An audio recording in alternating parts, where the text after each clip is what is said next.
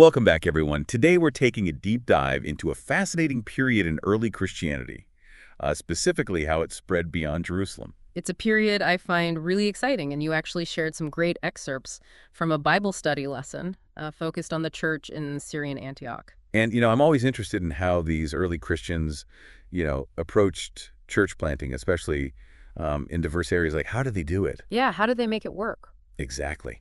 So that's exactly what we're going to dive into today. What made Antioch such a strategic location for spreading the gospel? And, are there lessons that modern churches can learn from its success? It's a great question to explore, and Antioch is really a key location to look at. I mean, it wasn't just some random city, right? It was a major commercial hub in the Roman Empire, about 300 miles from Jerusalem. So not exactly a quiet backwater, right? No, not at all. So what was it about Antioch that made it different from, say, any other busy Roman city? Why this one? Well, just imagine this. Okay. Antioch was like this crossroads for the entire Roman world. It was right on major trade routes, so you had people from all over constantly passing through, bringing their cultures, their beliefs with them.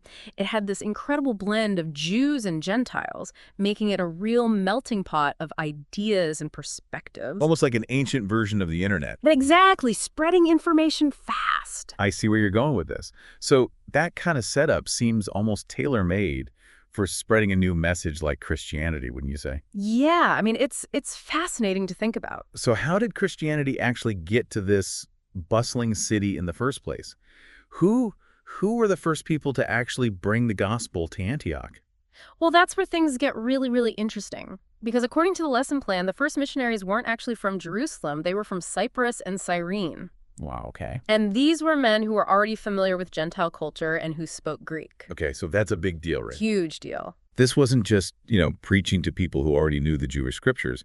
I mean, these missionaries were bridging this huge cultural gap. Absolutely. They were pioneers in a sense, adapting their approach to connect with a completely different audience. So this was really a pivotal moment in the early church, right? Because it marked a shift toward this intentional focus on reaching Gentiles. I think that's exactly right. So Antioch had this, ideal mix of a diverse, connected population.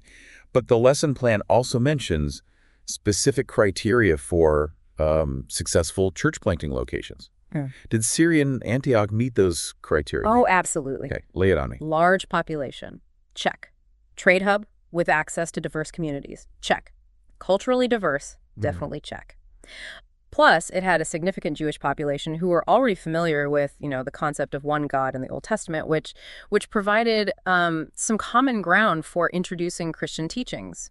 Okay, so you got the location, you got the message, and now you need the messengers, right? Hmm? Who were the key figures, the people who were really driving this early church in Antioch? Well, the lesson plan highlights 5 key leaders. First, you have Barnabas, who was this, well-respected figure known for his encouraging leadership. And then there was Simeon, called Niger, Lucius of Cyrene. There was Manaen, who had this interesting connection. He was actually brought up with Herod the Tetrarch. Wow. And, of course, we can't forget Saul, who later became the Apostle Paul. Right, of course.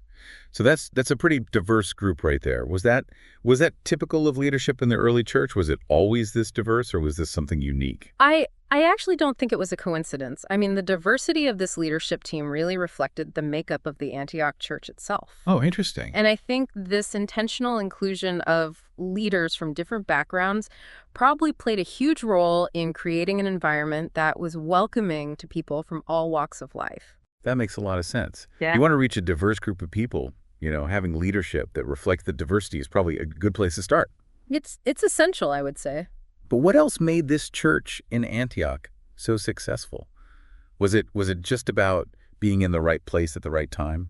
Location and timing were definitely factors, but there was more to it than that. I mean, the Antioch church had some key characteristics that really set them apart and contributed to their rapid growth and influence. Okay, I'm intrigued. Like, what are we talking about here? Well, for instance, they adopted this, unique approach to leadership. What do you mean unique? How was their leadership different? Well, they didn't rely on a single, all-powerful leader. Instead, they had a team of leaders, each bringing their own strengths, perspectives to the table. Interesting. This collaborative approach allowed them to be more flexible, responsive to the needs of their diverse community. So more of a team effort rather than a one-man show. What were the advantages of having that type of collaborative leadership? Well, for one thing, it reduced the risk of burnout, or the church becoming too dependent on a single individual. Right, that makes sense. It also allowed them to make, wiser decisions by drawing on the collective wisdom and experience of the team.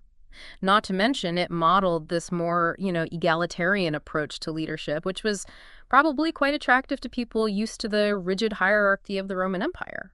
I can see how that would be appealing for sure. Mhm. But I mean, collaborative leadership is just one piece of the Ah. puzzle, right? What other characteristics of the Antioch church stood out to you? Their commitment to missions was extraordinary. I mean, they weren't content with simply building up their own community, They sent out their best leaders, Barnabas and Saul, to spread the gospel to other parts of the world. Wow. This shows a deep understanding that the message of Christianity was meant to be shared, not hoarded.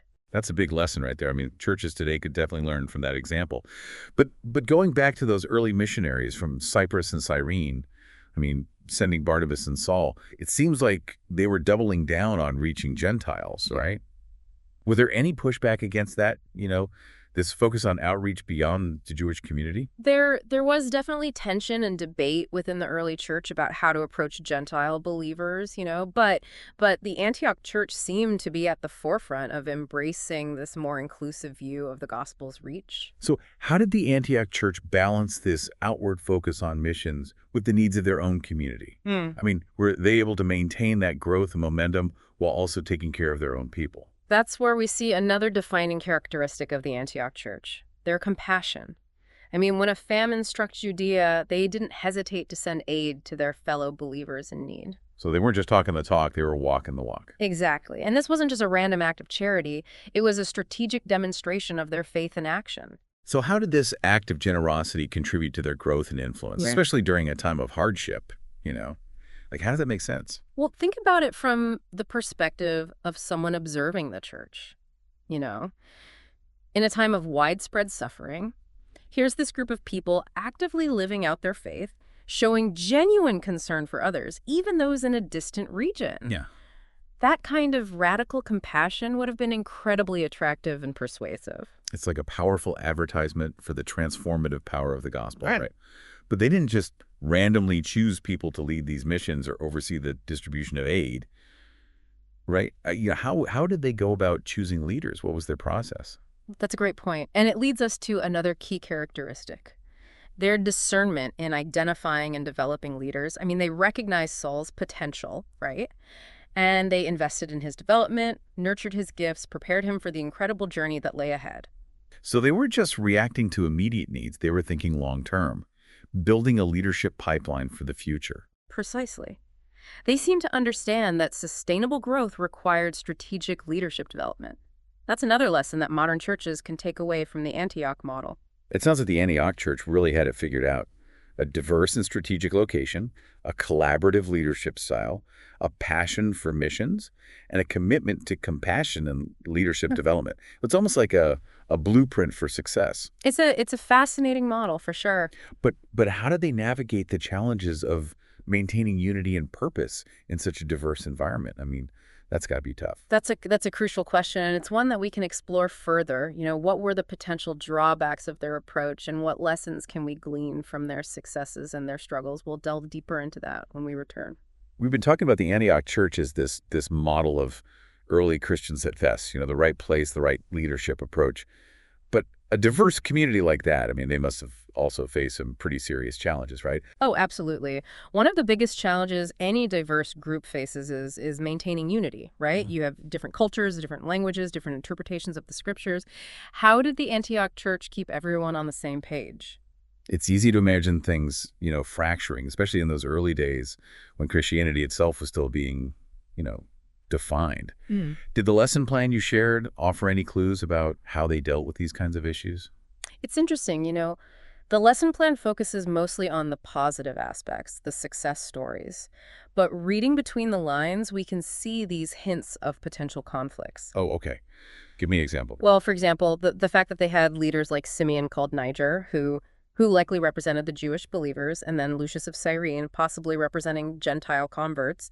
This suggests that they were very deliberately creating a leadership structure that would balance those different perspectives. That's pretty smart. Yeah. So instead of trying to force everyone into a single mold, they acknowledged the diversity within their ranks and used it to their advantage. Exactly. And think about the potential for conflict over something like, the role of the Jewish law. You had Jewish Christians who had grown up following those laws, and then you had Gentile converts who were coming in without that background at all. Right. That could easily become a major sticking point. Yeah. So did they make everyone follow Jewish customs? Did they do away with the law entirely? Like, how did that even work? That's where the leadership of people like Barnabas and Paul becomes absolutely crucial. Remember, Paul was a Pharisee. He was deeply versed in Jewish law, but he also had this incredible passion for spreading the gospel to Gentiles. He was uniquely positioned to navigate those really complex theological waters. It sounds like he was walking a tightrope. So how did they actually resolve these kinds of disagreements? Did everyone just agree to disagree, or was there some kind of formal process? Well, we know from Paul's letters that, there were definitely heated debates, disagreements in the early church. And the book of Acts describes a council that was held in Jerusalem specifically to address this question of how Gentile converts should relate to the Jewish law. So they didn't shy away from those difficult conversations. They confronted these issues head on. Yeah, they had to. And it's important to note that they didn't always reach a perfect consensus. I mean, there were ongoing tensions and differences of opinion, but they found ways to work together despite those differences, focusing on the core message of the gospel. It sounds like they were really figuring things out as they went along, which makes their success even more remarkable, don't you think? It's a great reminder that even in the early church, things weren't always smooth sailing. There were struggles and disagreements. But what set the Antioch church apart was their commitment to working through those challenges, to find ways to maintain unity while still respecting diversity. And that's something that modern churches can definitely learn from, I think. I mean, in a world that's increasingly polarized, it's easy to focus on our differences and forget what unites us. The Antioch church shows us that it's possible to hold differing viewpoints while still working together towards a common goal. Precisely. And their success in spreading the gospel, despite those internal challenges, suggests that this approach was actually a strength, not a weakness. Now, earlier we talked about how the Antioch church had this incredible missionary zeal, sending out Barnabas and Saul. But weren't they also facing persecution during this time? Like, how did they balance that risk with their desire to spread the gospel? That's a really important point. I mean, the early Christians weren't operating in a vacuum. They were living in a world that was often hostile to their message. And Antioch, as this major Roman city, would have definitely had its share of officials and citizens who were opposed to this new religion. So sending out missionaries, it wasn't just about, spreading the word. It was also a risky endeavor. What does that tell us about their level of commitment? It speaks volumes about their courage and their faith. I mean, they were willing to face real danger, even death, to share the message of the gospel. That kind of dedication is incredibly inspiring. It also suggests that they weren't just motivated by, a desire to convert people. They genuinely believed that this message had the power to transform lives, and they were willing to risk everything to share it. Absolutely. And it's important to remember that their commitment to missions wasn't just about, sending people out. It was also about supporting them, both practically and spiritually. I mean, the lesson plan mentions how the church prayed for Barnabas and Saul before they departed on their journey. So it was this communal effort, a shared responsibility. Everyone had a role to play. Exactly. And that kind of unified commitment would have been essential for sustaining their missionary efforts, especially in the face of persecution. It wasn't just about the bravery of the missionaries, it was about the strength of the entire community. Earlier, you described the Antioch church as almost like a blueprint for success. But were there any aspects of their approach that, might not translate well to the modern world? Are there any potential downsides to their model, things we should be cautious about? That's a great question. While their story is incredibly inspiring, we have to remember that they were operating in a very different context. For example? Well, for one thing, the Roman Empire was a much more homogenous culture than we see in the world today. Even though Antioch was diverse for its time, it's still not the same as trying to plant a church in a truly globalized city like, say, Dubai or something. That's a good point. And we also have to be sensitive to the fact that some missionary efforts throughout history have been associated with, colonialism and cultural imperialism. How do we ensure that our efforts to spread the gospel today are done with sensitivity and respect for other cultures? That's a crucial question, and it's one that deserves careful consideration. We need to be mindful of the potential for our own cultural biases to influence our approach to missions. So what can we learn from the Antioch church's approach to missions without, simply copying and pasting it into a modern context? What principles can we extract that are still relevant today? That's what we'll be diving into next. So we were talking about, how the Antioch church's approach to missions was incredibly effective in their context, but also how we need to be, really careful about applying those same methods in a modern world that's so vastly different. Yeah, for sure. We can't just assume that what worked for them will, automatically work for us today. Right. We need to be more nuanced, more discerning, especially when it comes to cross-cultural engagement, I think.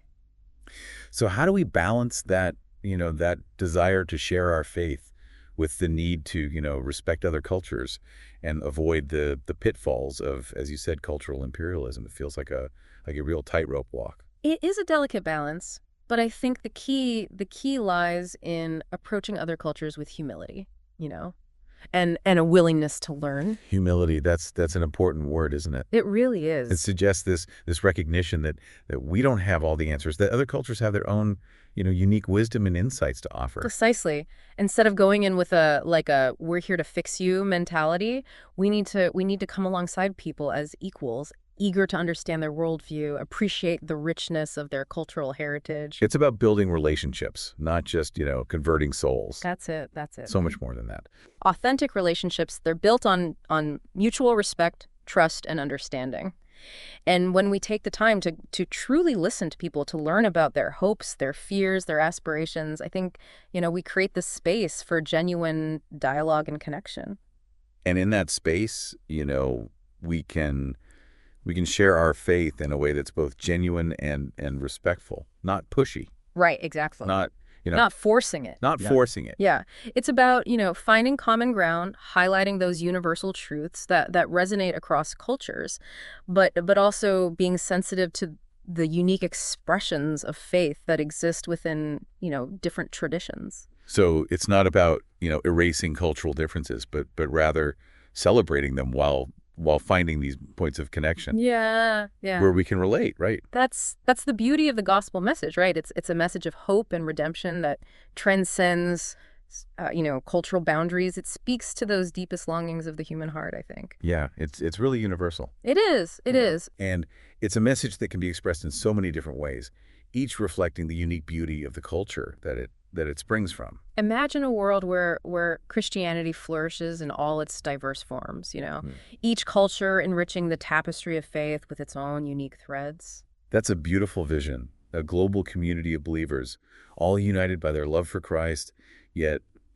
celebrating the richness of their cultural heritage. And that vision, it starts with each of us, with our willingness to embrace humility, to listen deeply, and to build these bridges of understanding. It's a call to, to move beyond our comfort zones, Mhm. to engage with those who are, different from us, and to see the image of God reflected in every face. And to remember that the most effective way to share our faith is not through, force or coercion, but through love, compassion, and genuine connection. So as we wrap up our deep dive into, the early church and specifically the church in Antioch, what are some key takeaways you hope our listener is, walking away with? What are you hoping that they're thinking about? Oh, the Antioch Church offers us so much to reflect on. Their strategic location, their diverse leadership, their missionary zeal, their commitment to compassion. These are all such inspiring examples for, churches today. But perhaps the most important lesson is that importance of humility and cultural sensitivity in our efforts to share the gospel. It's a good reminder that, the gospel message is timeless, but the methods we use to share it must be adapted to the specific context we're in. Exactly. We need to be learners as much as teachers, willing to engage with other cultures with respect and a genuine desire to understand. Well, this has been an incredible journey back in time, and I think, there are a lot of valuable lessons here for anyone who's involved in church planting, missions, or even just trying to, live out their faith in a diverse world. It's a reminder that the principles of effective ministry are timeless, but they must be applied with, wisdom and discernment. Well, thank you for joining us on this deep dive. We hope you found it insightful and challenging. And we encourage you to, continue exploring these themes, to delve deeper into the history of the early church, and to consider how its lessons can be applied to, your own life and ministry.